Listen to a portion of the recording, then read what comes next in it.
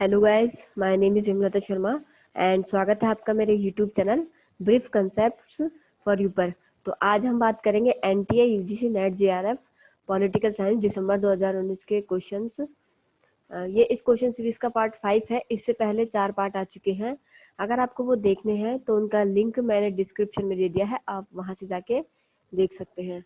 और अगर आपको इस वीडियो की पीडीएफ चाहिए तो मैंने अपने टेलीग्राम चैनल पे पोस्ट कर दिया है, आप वहां से जाके इसे ले सकते हैं। और टेलीग्राम चैनल का लिंक मैंने डिस्क्रिप्शन में दे दिया है। तो स्टार्ट करते हैं। निम्नलिखित को कालक्रमानुसार व्यवस्थित करें। इन्हें टाइम ऑर्डर के हिसाब से जमाना है। तो पहला है जलियांवाला बाग नरसंहार, हंटर समिति द्वारा रिपोर्ट प्रस्तुतिकरण, चोरी चोरा कांड, स्वराज पार्टी की स्थापना। तो इसका आंसर होगा ABCD। तो जलियांवाला बाग हत्याकांड जो है वो 13 अप्रैल 1919 को हुआ, जो कि जलियांवाला बाग जो कि पंजाब के अमृतसर में स्थित है।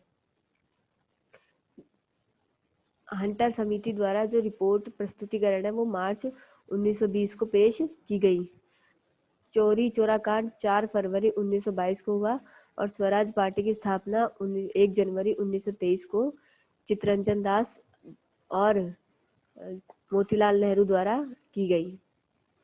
राज्यों के गठन को कालक्रमानुसार व्यवस्थित करें। तो राज्य के ये जो राज्य है इनके गठन है, इनको टाइम के अकॉर्डिंग सेट करना है। तो पहला है सिक्किम, गोवा, गुजरात और तेलंगाना। तो हम बात करें तो गुजरात का जो गठन है वो 1960 में हुआ। उसके बाद सिक्किम का गठन 1975 में हुआ और फिर गोवा का गठन 1987 में हुआ। फिर तेलंगाना का गठन 2014 में हुआ। निर्णय निर्माण सिद्धांत को क्रमवार व्यवस्थित करें। सूचना हेतु खोज, समस्या की पहचान, विकल्प का चयन या विकल्प की परिभाषा। तो हमें जो ये स्टेप्स दी हुई है निर्णय निर्माण सिद्धांत की, इन स्टेप्स को क्रम से जमाना है। तो पहला होगा समस्या की पहचान। सबसे पहले हमें प्रॉब्लम की पहचान करनी होगी, फिर हमें उसके बारे में जो सूचना है वो कलेक्ट करनी होगी, फिर हमें जो ऑप्शंस है उनकी डेफिनेशन देनी होगी, फिर उसके बाद जो उनमें से जो ऑप्शन सही लगता है उस ऑप्शन को सेलेक्ट करना होगा। तो हर्बर्ट ए साइमन सबसे महत्वपूर्ण निर्णय विचारक है। निम्नलिखित को आरोही क्रम में कालक्रमानुसार व्यवस्थित करें। शिक्षा का अधिकार अधिनियम, उपभोक्ता संरक्षण संशोधन अधिनियम, खाद्य सुरक्षा अधिनियम, भ्रष्टाचार निवारण संशोधन अधिनियम। तो इसका सही आंसर होगा ACDB। तो सबसे पहले शिक्षा का अधिकार अधिनियम जो कि 2002 में पारित हुआ, फिर उसके बाद खाद्य सुरक्षा अधिनियम 2013 में पारित हुआ, फिर उसके बाद भ्रष्टाचार निवारण संशोधन अधिनियम जो कि 2018 में पारित किया गया। उसके बाद उपभोक्ता संरक्षण संशोधन अधिनियम 2019 में पारित किया गया, जो कि उपभोक्ता संरक्षण अधिनियम 1986 का संशोधित रूप है। द्वितीय प्रशासनिक सुधार आयोग की निम्नलिखित 4 रिपोर्टों को उनके अपेक्षित क्रम में व्यवस्थित करें। सूचना का अधिकार, मानव पूंजी को मुक्त करना, संकट प्रबंधन, शासन में नैतिकता। तो इसका सही आंसर होगा ABCD। तो सबसे पहले सूचना का अधिकार, फिर मानव पूंजी को मुक्त करना, फिर संकट प्रबंधन, फिर शासन में नैतिकता। जो द्वितीय प्रशासनिक सुधार आयोग है वो वीरप्पा मोइली जो कि कर्नाटक के पूर्व मुख्यमंत्री भी थे और कैबिनेट मंत्री भी रह चुके हैं, उनकी अध्यक्षता में अगस्त 2005 में इस आयोग का गठन किया गया। नीचे 2 अभिकथन दिए गए हैं, जिनमें से एक को अभिकथन A और अन्य को तर्क R कहा गया है। तो अभिकथन क्या है कि अरस्तु ऐसे प्रथम विचारक थे जिन्होंने आगमनात्मक पद्धति को अपनाया, लेकिन यह आकस्मिक थी। फिर जो इसका रीजन दिया हुआ है, तर्क दिया हुआ है, वो ये है कि मैकियावली के मामले में आगमनात्मक पद्धति का प्रयोग जानबूझकर किया गया। तो इसका सही आंसर होगा कि A और R दोनों सही है, लेकिन RA की सही व्याख्या नहीं है। प्लेटो के अनुसार मनुष्य की आत्मा में 3 घटक होते हैं, विवेक, साहस और शुदा। इसका जो रीजन है वो ये है कि राज्य व्यक्ति का विराट रूप है। तो मैं आपको बता दूं कि जो ये इसका अभिकथन है प्लेटो के अनुसार, जो प्लेटो ने मनुष्य की आत्मा में 3 घटक नहीं बताए हैं, 3 तत्व बताए हैं, जो कि विवेक, साहस और शुदा है, क्योंकि राज्य व्यक्ति का विराट रूप होता है। तो इसका सही आंसर होगा ए गलत है, लेकिन आर सही है। संयुक्त राष्ट्र संघ की स्थापना 24 अक्टूबर 1945 को हुई थी, क्योंकि इसका मुख्य उद्देश्य विश्व शांति एवं सुरक्षा बनाए रखना है। तो इसका सही आंसर होगा ए और आर दोनों सही है तथा आर ए की सही व्याख्या है। नेक्स्ट, भारत व पाकिस्तान ने शिमला समझौते पर 1972 में हस्ताक्षर किए थे, क्योंकि इस समझौते में कहा गया कि दोनों देश अपने विवादों को अन्य देशों की मध्यस्थता से सुलझाएंगे। तो भारत और पाकिस्तान के जो बीच में शिमला समझौता हुआ वो 1972 में हुआ, जो कि भारत की प्रधानमंत्री इंदिरा गांधी और जुल्फिकार अली भुट्टो के मध्य हुआ। तो इस समझौते में जो दो अपने देशों के मतलब मध्य देश जो अदर कंट्री है, उनकी जो मध्यस्थता से विवाद नहीं सुलझाने की बात कही गई थी कि जो दोनों देश है अपने आपसी जो विवाद है, इस समझौते में भारत व पाकिस्तान के जो संबंध खराब हुए थे उन्हें सुधारने की बात कही गई थी। नेक्स्ट, हर्बर्ट साइमन ने प्रशासन के सिद्धांतों को रद्द किया, क्योंकि साइमन के अनुसार ये केवल लोकोक्तियां है। तो इसका सही आंसर होगा ए और आर दोनों सही है तथा आर ए की सही व्याख्या है।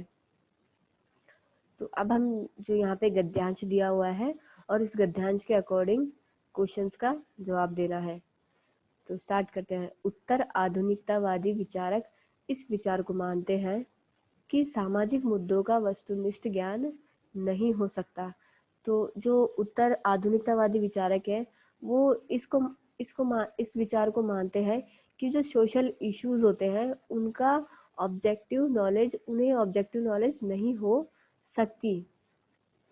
उत्तर आधुनिकतावादियों के अनुसार ज्ञान न केवल एक संज्ञानात्मक कारक है, बल्कि ज्ञान मानकीय और राजनीतिक भी है।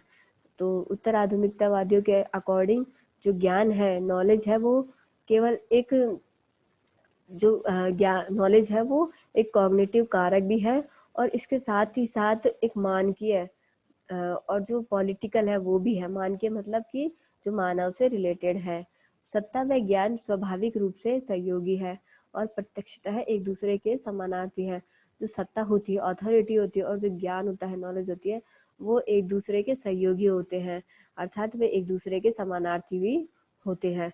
और उत्तर आधुनिकतावादी क्लासिकीय उदारवादियों के साथ साथ प्रत्यक्षवादी के समालोचक है, जो वस्तुनिष्ठता व विज्ञान की श्रेष्ठता पर विश्वास करते थे। तो जो उत्तर आधुनिकतावादी है वो विज्ञान की श्रेष्ठता पर भी विश्वास करते थे। तो उत्तर आधुनिकतावादी नए लेंसों से प्रत्येक स्वीकृत तथा स्थापित विचारों को देखना चाहते हैं। तो इसका क्वेश्चन है कि निम्नलिखित में से कौन उत्तर आधुनिकतावादी विचारक है। तो आधुनिकतावादी विचारक है जैक्यूस डेरिडा। निम्नलिखित में से कौन उत्तर आधुनिकतावादी विचारक नहीं है। तो इसका आंसर होगा जे बर्टन। उत्तर आधुनिकतावादी विचारकों के अनुसार ज्ञान का कौन सा गुण मौजूद नहीं है। तो ज्ञान का जो यहाँ पर हमें पहली लाइन में बताया है कि उत्तर आधुनिकतावादी विचारक इस विचार को मानते हैं कि सामाजिक मुद्दों का वस्तुनिष्ठ ज्ञान नहीं हो सकता। तो इसका सही आंसर होगा वस्तुनिष्ठता।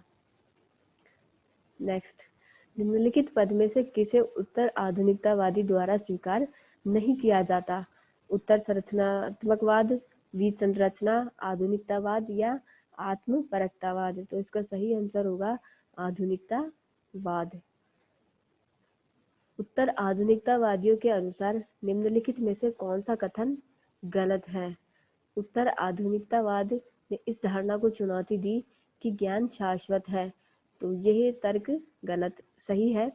और ज्ञान सत्ता से संबंध है, तो ये कथन भी सही है। और ज्ञान विश्व में प्रगति का मार्ग प्रशस्त करता है, ये कथन गलत है। तो इसका सही आंसर ज्ञान विश्व में प्रगति का मार्ग प्रशस्त करता है, ये है। अब नेक्स्ट गद्यांश है, तो इसको पढ़ के इन क्वेश्चंस के जवाब देने हैं। तो स्टार्ट करते हैं। वैश्वीकरण शब्द का संकेत विश्व में अंतः संबंधों के उच्चतम स्तरों को सुगम बनाने वाली सीमाओं के परे व्यापार, पूंजी, माल और श्रम के आवागमन और संचार प्रणाली जैसी आर्थिक गतिविधियों की ओर है। इन आर्थिक गतिविधियों का राष्ट्रीय और अंतर्राष्ट्रीय स्तर पर सामाजिक राजनीतिक क्षेत्रों में अधिक प्रभाव पड़ता है।